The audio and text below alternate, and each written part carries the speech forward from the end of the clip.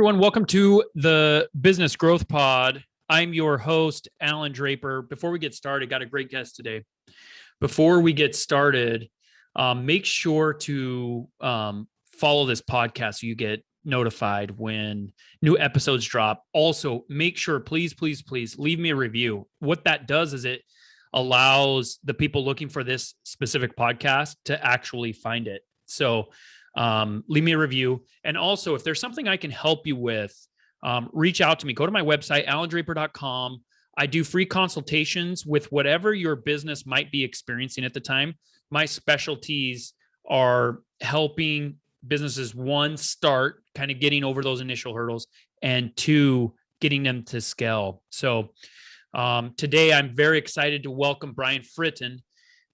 He's the CEO and founder of Havoc, which we're going to talk a little bit about today. Brian has built products and he's led engineering, design, and IT teams at companies with credentials such as Fortune 500 fastest growing companies, the Inc. 5000 list, and Entrepreneur's 100 most brilliant companies. Welcome to the show, Brian. Glad to have you. Thanks a ton for having me, Allan. So let's talk about your journey a little bit. It looks like you're kind of a younger entrepreneur. Let's talk about the early days when you were first getting started and how you got into business, how you got into IT and programming, things like that. Yeah, I know we're on video, so you can probably see the fact that I get carded still. Even at 34. It's going to be great when I'm 60. Software engineer by trade. Learned really early on, was very fortunate to have a computer as a kid, in the household. Grew up on early model Apple stuff and went to the dark side of Windows soon thereafter, though. So worked in consulting, building e-commerce websites for brands like Maui Jim, Hello Kitty, Warner Music Group, folks like that. Got stolen away from them by a search engine that had a nice war chest and was still trying to compete with Google, but more so was trying to invent new marketing and advertising products. So got to architect some really cool things for them. From there, I went and started my last company, which was a real estate crowdfunding company called Patch of Land, and we amassed small fractions of money to give fix and flip borrowers the ability to make their projects become a reality. And did it all online. So raised some money for that. That brought me out to Los Angeles from Chicago and exited that company and moved back to Chicago. And then most recently, kind of where the idea for Havoc came from was when I took a job as the VP of engineering for a company called Civis Analytics here in Chicago. And they make data science software for Fortune 500 types, but also political institutions. And at the time, when they hired me, they were hosting data strategy hubs for a bunch of national campaigns, and they had the Senate Intelligence Committee telling them, hey, you better get serious about your cybersecurity program because you're going to get attacked this time around. And so it was a pretty good primer for having to get serious about the cybersecurity program there, but never having held a specific cybersecurity role in the past, always being the CTO or the VP of engineering or an engineer of types, got given that role basically. So I inherited IT, got put in charge of the cybersecurity program there, and had to figure out what a professional, mature cybersecurity program for 120 person company at the time really meant, and instructed me that it's a pretty fragmented, expensive process with lots of landmines. And so what we're trying to do with Havoc is kind of what TurboTax did for tax prep. We take that ocean of technical, legal, compliance complexity, and we bake it into a step-by-step plan that non-experts like you and I could execute on. Awesome. Wow, that was a lot. So what was your first startup? Let's start there. What was your first startup? My first startup was doing website design for local businesses in Ludington, Michigan, where I'm originally from. So I did, I was figuring out, I think it was Front Page at the time, and then we got into Dreamweaver territory. And I cold emailed, my mom told me to get a job at like 15 or something, and didn't want to work at, fast food joint or anything like that. Wanted to sleep in, that didn't end up happening. Got a number of clients who wanted me up in the morning working, but anyway, I cold emailed the radio station, through their contact form and said, hey, your website sucks. Let me do it, $200. Mm-hmm. Vastly underpriced myself, obviously, but it kind of got my foot in the door, and that took me through college and helped me pay my way through college. Gotcha. What are some mistakes that we're going to get into the cybersecurity for a bit, just in a second here? What are some mistakes that early startups make, not necessarily regarding cybersecurity, but just in general, with your experience with starting companies and scaling them? What are the early mistakes that you see that you might not see when you start working on your first startup? I see, and I'm guilty of this myself, a number of people putting the solution in front of the problem. As founders, as like fixers, we're always going to be really interested in how we solve a problem that we see and the solution at hand. And as engineers, it's always, okay, cool, this is going to be fun to build, and that's great, and it is fun to build, but you got to build something people want. And to do that, you have to get out of the building and talk to people. And especially as like more technical founders, this is difficult for me. I know, getting out and kind of asking those types of questions that reveal the real must-solve problems, what jobs there are to be done when it comes to the thing you're looking to help solve. You got to spend a lot of time on that. We spent 6 months before we really kind of went after building a product on Havoc Shield. And that helped a ton doing that. The other thing is being too willing to just do everything yourself, right? If you're bootstrapping and you can't afford full-time folks, like, try to surround yourself with a great set of contractors and fractional folks that you trust. And if you have the resources, like, hire, like, talent is the key, right? If you try to do all of these ad hoc one-offs, you're just never going to get, on top of the work. And that just, like, that's not where your valuable time is spent. So those are the two big ones I'd say I've been guilty of mixing up myself. Yeah. So it's, and I recently had a guest on, and we focused a lot on the specifics of finding a niche. And a significant portion of that episode, we talk about how some of the best companies came from, people just trying to improve their own lives.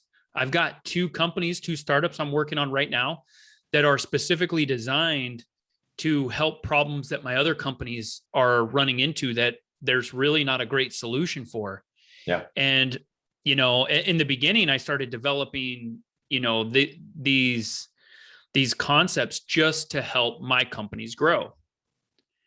And I think that's a really good point. That's a really good point for startups to focus on. You have to be able to fill a gap somewhere. Sometimes you can fill it with marketing. Sometimes you can fill it with decreased pricing or ease of use or, design features or whatever. It doesn't have to be a brand new invention, but you have to do something in a way that's not being done in order to be successful at, any definition of that. So that's huge for our startups. And I think startups usually, sometimes they can lose track a little bit of the direction that they're heading. So, and then your second point, I talk about all the time. I love Michael Gerber's book, The E-Myth. I probably mention that book, every other episode, if not every episode. And, it's hard for startups though, because they run into cash problems. I think there's 2 issues. One, cash problems, right? They don't have the money to pay somebody to do the job, so they do it themselves or have family or whatever. And then the second issue is a lot of people that start companies, they do it because they have a skill. They're really good at something. they're like, hey, I should do this for myself. And it's really hard for them to back out of that, either because they're really good at it, and or because they really enjoy doing it. So, they're the quote unquote technicians of the world that have a hard time stepping out of that technical role. Yeah, totally. And, I still like to get into a terminal myself as a software engineer, right? And I never really want to lose that, but there's a time and place for it. And, if you really want your business to succeed, you got to be ruthless about prioritizing. And sometimes that means obviously being more the janitor than the technician that is working on what you want to work on, every day. Yeah.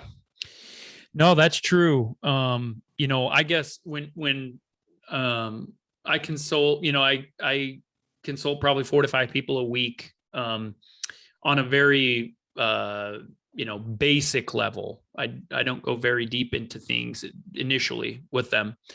And one of my main goals in these calls is to help the owner find out where their time is best spent on their company. And the answer depends, right? It depends on what their goals are, it depends on their company size, what cash they have access to, all these things, what industry they're in.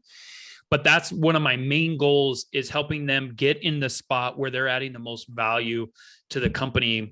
And in some cases, they can, when cash is tight, when you're early on, you have to get to the spot. The owner has to get as fast as possible to the spot where they add the most value to help the company get to where the company is headed, the vision or the goals of the company. And then after that, I always tell people, after you get kind of beyond, that hump, then you can go back to doing what you enjoy. Right. Mm-hmm. Yeah.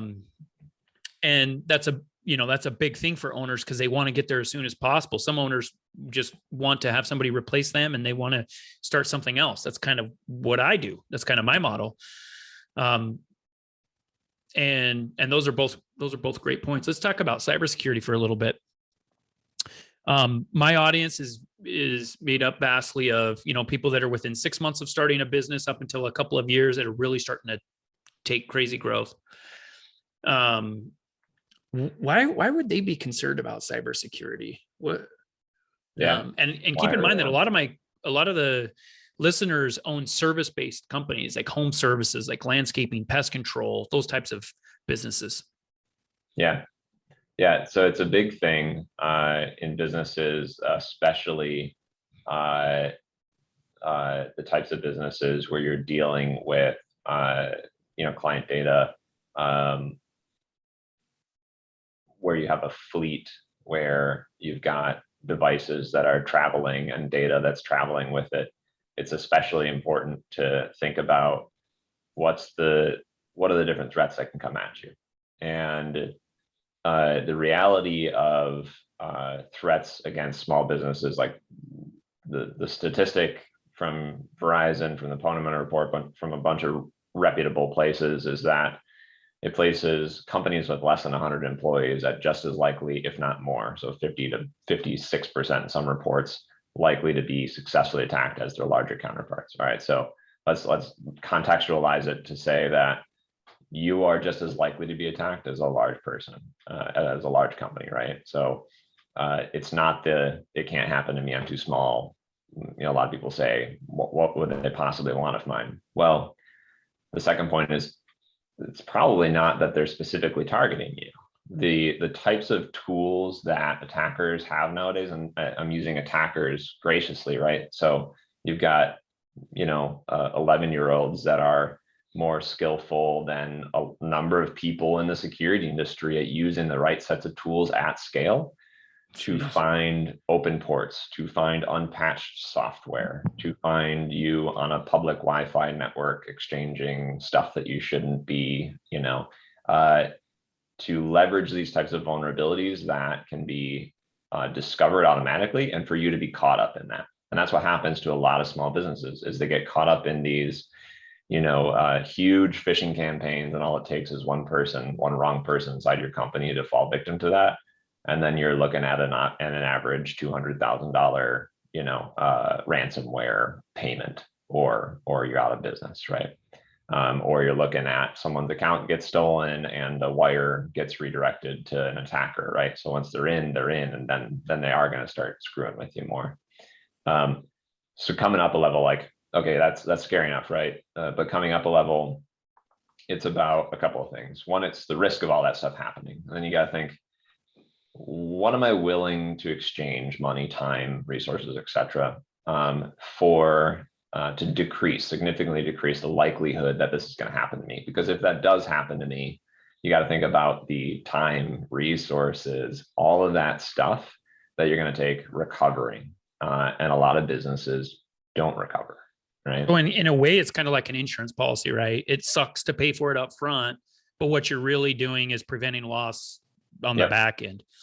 Yeah. And we're trying to make it not suck financially as well, right? So like from the whole TurboTax style of things, make sure it's something that you can do in a couple of days, and then we'll let you know when you need to do the next thing later on. And from a financial point of view, it's a no-brainer, right? It's $14 per user per month. It's less than if you put a couple of the things we put in place for you in place yourself with retail pricing. But then it goes to reputation, right? So it's like the risk and all that time and cost, the reputation piece, right? So customers are getting fed up with this, especially in professional spheres. If you're an accountant, if you're someone in an advisory space that you have sensitive information, but also in the field types of work where because you didn't put a diligent level of effort forward, now every customer's credit card information is in someone else's hands. Do you think they're going to call you again?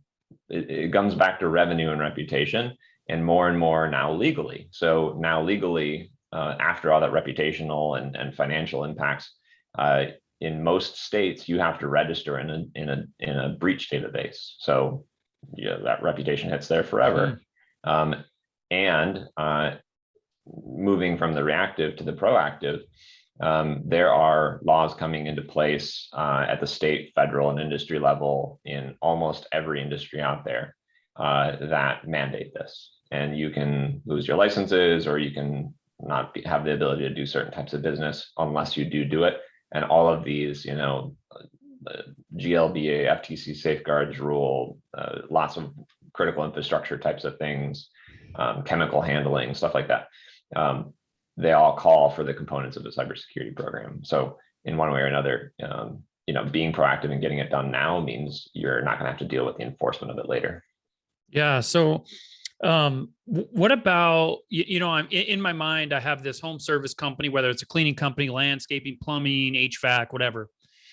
And they use a third-party software, like a big guy, right? With, 500 million market cap or something. It's very common. What do they have to worry about? Yeah. So I'll answer that through a story, right? Like everyone knows the Target breach, right? That happened a number of years back. It's through an HVAC company. So HVAC company had access to the Target network so that it could control HVAC systems. And they were breached. Target's information was breached by being able to jump off of that HVAC company's network access into Target's network and being able to go forth, thereon. You think that HVAC company has that huge Target deal anymore? No, right? Like, and so I'm telling this story by saying you have customers that attackers want the data of, and you have probably some sort of access that can be leveraged in order to get that access. And so larger companies and property management firms and customers like that are prioritizing much more stringent vendor security and management than they ever have before, because they correctly see us small vendors as a security issue. And so if you're in business today and you get breached and something like that happens, that's going to come up in your renewal. If you want to get bigger business, you can be pretty certain that you're going to start to get what these questionnaires read like Latin to most of us. Like, why are they asking me these questions? Well, because of the stuff that's happened in the past. And then again, it all kind of comes down to, it doesn't, like, this is an indiscriminatory type of attack most of these days, right? Like, ransomware doesn't care if you're 5,000 people or 5. It's just as easy to install. It's just as easy to get one of your employees to click on, but the impact to that small business, given your resources, is relatively so much more vast. And so the onus is really on us to protect ourselves from that, because we oftentimes don't have the resources to take care of it if it does happen.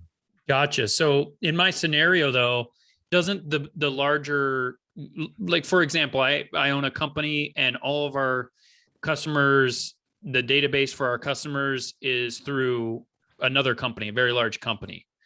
Isn't it on them to protect like that customer database and information? Yeah, for sure. It's absolutely a shared responsibility. What you got to think, though, is like, it's a surprising fact that like the Target breach was through an HVAC company, right? Like, everyone blames Target, right? So it doesn't really matter if you use some line of business application. Yeah, you absolutely, as a customer, should be asking them, what are they doing for you in security? But if you get breached because like their customer, their storage gets breached, right? That has your customers in it, and your customers gets their identity stolen because of that, and you're the one that has to send out the yeah, that's true. Yeah, we're customer facing. They don't know what tools we're using and in back office and stuff. So that makes sense. I just don't know that, if there's this large market cap software company, I'm trying to figure out like, wait, who's in a better position to protect my customers' information, even though it's shared responsibility 100%. But it's like, wait, how am I going to do it as, a pest control company if this software company can't do it, right? I guess, yeah. What I would think about is like the in technical terms, it's called a threat model, but all you got to do is like kind of scenario out what could happen to get access to that data. It's really about what data is where. And okay, so one of the scenarios that happens is there's a loose bolt, as it would be called, right? With that provider, your line of business application, and they can just get directly in.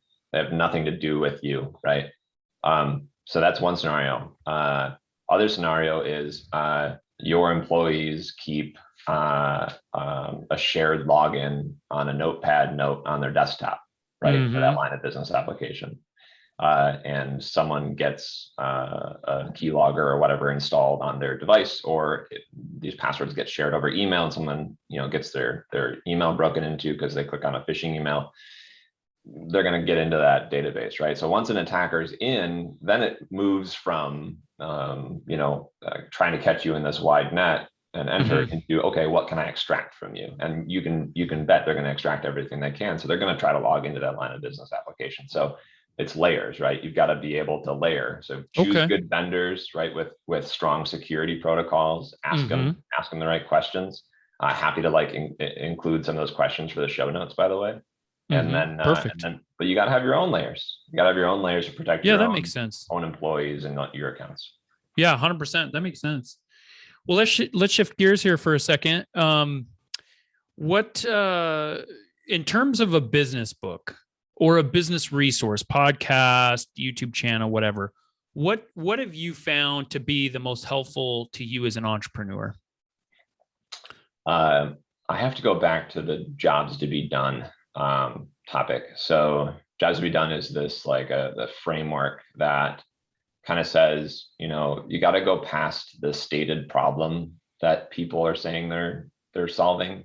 And you got to figure out really what job they're hiring your product to do. And this was invented by, I think, the management thinker, Clay Christensen, alongside one of my really good mentors, Bob Mesta, who has a new book. I can't remember the exact title, but has a new book out about this actually. And basically what they're saying is, everyone hires a product or a service for something other than just like the face value, right? Right. Someone doesn't buy a nail because they want to buy a nail. Someone doesn't buy a hammer because they want another tool in their tool belt. They buy a hammer and a nail because they want a hole in the wall. They want a hole in the wall and something sticking out of the wall because they want to hang a picture on the wall. And okay, well, that's what they wanted to do, right? That's the problem. No, that's not it, right? So we get a level deeper and we ask questions. We ask probing questions. Well, why do you want a picture on the wall? Well, because I want to show off this art that my kid made because I'm really proud of my kid. Your job to solve as that person selling the hammer is to sell them on the story of how proud you're going to make your kid and yourselves about putting that picture on the wall. So like straightforward example, I think on that side. And they go through a whole technique around how to get at the actual job you're being hired to do. And it makes it so much clearer how to message to your customers. And it makes it so much more emotional, which means you're going to get a faster sale. You're going to get a better sale, better customers. Yeah, I love that. I'm a really big fan of Donald Miller's book. It's creating like a story brand or something. I don't remember the title exactly, but he talks about this concept, and that's a great way of looking at it actually. Like, hey, what is my role in helping them fulfill whatever their goal is? What's the larger scope? And if you get to that, then you can get to this emotional level, which as business owners, we need to get to. And in his book, he talks about how people don't buy things to solve actual or kind of express problems. They buy things to solve internal problems. Yep. Right. So, going back to this pest control analogy, right? People, they may be seeing some spiders or something, but what they're really looking for is somebody to help resolve this frustration or this, maybe they're scared or whatever, so that they can keep their home safe or whatever their higher purpose is. So I think that's a great point. And I think that's one that sometimes as young entrepreneurs, we just open our doors and get moving, and we don't think about that. We don't step back and see sometimes we'll lose the forest for the trees a little bit. We need to step back and see that larger picture. Yeah. Yeah. No one hires a pest control company to come and, spray their house and do that sort of stuff. Exactly. They hire a pest control company so that their house can feel safe again. Right. Exactly. Love it. So what's some of the best business advice you've ever been given, whether that was meant to be business advice or not? I've been given so much. Okay. So I've been given so much. And one of the best pieces of business advice I've gotten is you're going to get opinions from everyone. And you're going to have great mentors, super smart, successful people. And they're going to all tell you things and they're all going to seem right. But inevitably they will contradict, and no one knows more about your business than you do. And so your job in receiving this feedback, this advice, this mentorship, your job is to filter it through the lens of what you know and what your business is all about and where you want to take it. And to take bits and pieces and to say thank you and be respectful to those pieces of feedback, but ultimately decide what you're going to use and not use. I think that's the best feedback I've gotten. Yeah, no, that's great. Especially, you get so much the world is overrun with feedback right now, right? There's a review platform for every business everywhere. Usually there's more than one, and you hear so much from your customers. You get feedback from your employees, and that's a great point. As a business owner, I think one of the most important parts of that, especially with your customers, if that feedback's coming from your customers or your employees, is to make them feel like they're understood and they're listened to, right? Yeah. But you can listen to them and understand them and see where they're coming from without doing exactly what they say, right? Yep. That there's a huge difference there, but that's great advice. Make sure your employees and your customers know that their input is invaluable, right? You want to make sure that, and the reason I think the big part of that is, you want to encourage that type of behavior. You want your customers to tell you, hey, like you have a technician and he was, driving 100 miles an hour down the road or whatever. You want to know about that because sometimes otherwise you wouldn't know about it. And so you want to encourage that. So that's great feedback.